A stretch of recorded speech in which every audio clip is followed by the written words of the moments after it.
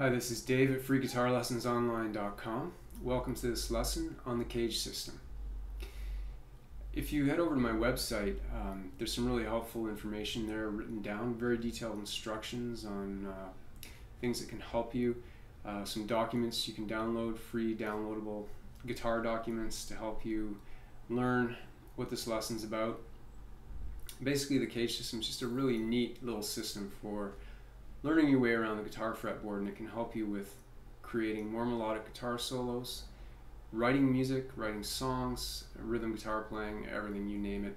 It's worked for lots of guitar players very well. So here it is. The letters spell caged, C-A-G-E-D. Hopefully you know all those chords. And there's also a minor chord version called EDGAC. It's just the same letters. But we're going to stick with the cage system for now, the major chords. Take a C chord in open position.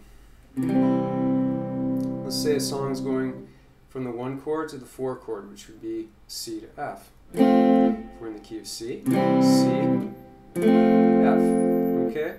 I'm using my thumb. I'm bad that way. I either play the notes or I use my thumb to keep things muted. You can also take that approach if you wish. So C to F.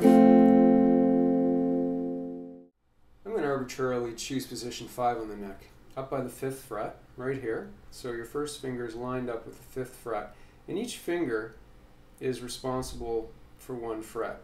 Okay? Now, you wouldn't play this mechanically in real life. It's just a way to start learning your way around the neck. Alright, so if you were going to dig in and really learn this cage system, of course you would practice chords all over the neck, and then you would also play along the string axis so you could connect things. It's also very useful to know the names of your notes on the strings, at least on your E string and your A string. I have another lesson called Learn Guitar Fretboard at my website that has a method to teach you that. Most people just say, here's a picture of the guitar neck, go to town. And all you see is a bunch of note names all over the strings. It's like, where do I start? Okay, your other alternative is to learn to read standard music notation. That's a lot of work as well, but definitely worthwhile if you want to earn a living as a musician. It's a good thing.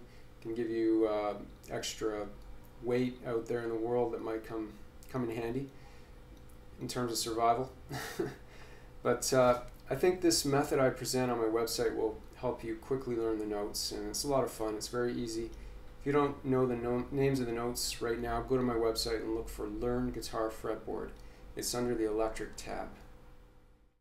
Alright, so now you know your note names. You're going to know in 5th position there's an F here on string 5, and there's a C here on string 6. They're both at fret 8.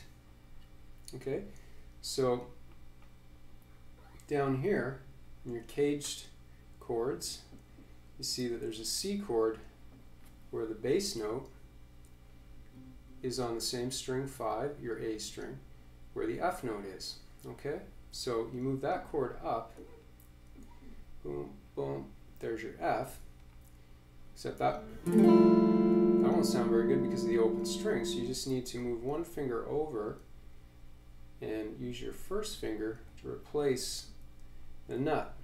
It's like a capo.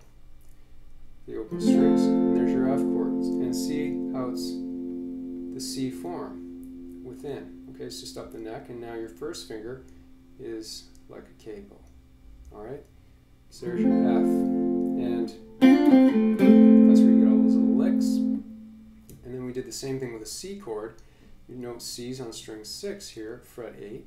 So we go down to caged again, and we see that there's a G chord with the note on string 6. You might play G like this, you might play it like this, you might play it like that, you might play it like that. The point is, don't be too attached to how you grab or finger any one chord or grip. So here's your G, and you move it up to the C note. There's your G. So again, you're going to have to use your index finger as a capo. This one's a real awkward one, I find. And the point is, you're not necessarily going to play these chords as is, but it's just it's a good idea to try to play them, to see the picture of these chord notes, okay? So you've got your G there. And that'll help you to see the arpeggios. And if you go to my website, you'll see where those arpeggio notes are. And arpeggios are simply the chord played one note at a time in a linear fashion. Let's say the song goes from C to F. 1, 2, 3, 4, 1, 2, 4, 1, 2, 3, 4, 1. Okay, so with the cage system, you'll be able to see we're in 5th position for now for this lesson. I can see which notes are in the chord. Those are the notes that are in the F chord, and we did the arpeggio, and therefore strong sounding.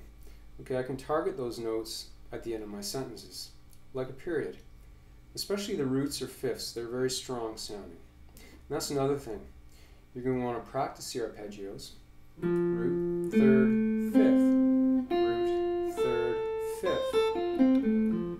On the F chord, and you can do the same thing. Root, third, fifth, root, third, fifth, and another root on the C chord. And again, these diagrams are on my website. You can take a look at them. It's a good idea to know where these root, thirds, and fifths are.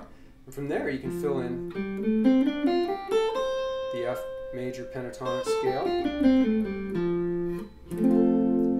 And this way, you're connecting all the melodic ideas to the chord. C chord, fill in the pentatonic as well. So you've got your F with your arpeggio and your pentatonic. Your C, arpeggio, pentatonic. And another even more advanced step you can take is what I call dry soloing, just improvising without any accompaniment, without any chords or backing track. Let's say F to C, 1, 2, 3, 4. Forces you to really make strong solos because you don't have the backing track of chords to pretty things up for you so much, or cover things up for you so much.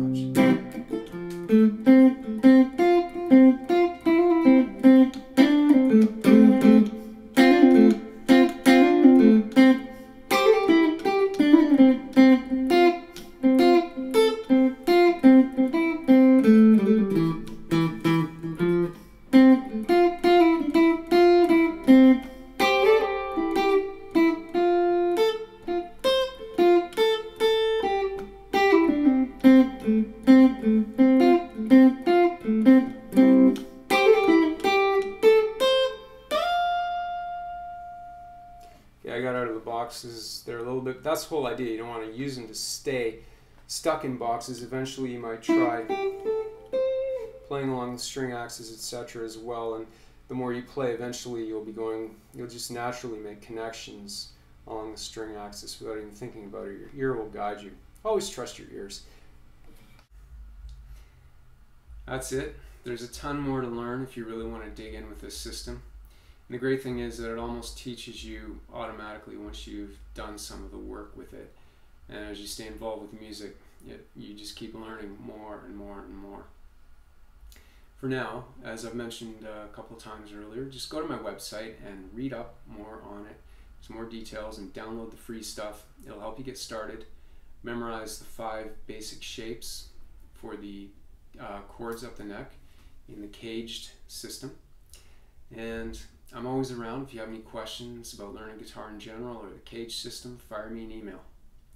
Once again, this is Dave at freeguitarlessonsonline.com. Thanks for tuning in and tuning up.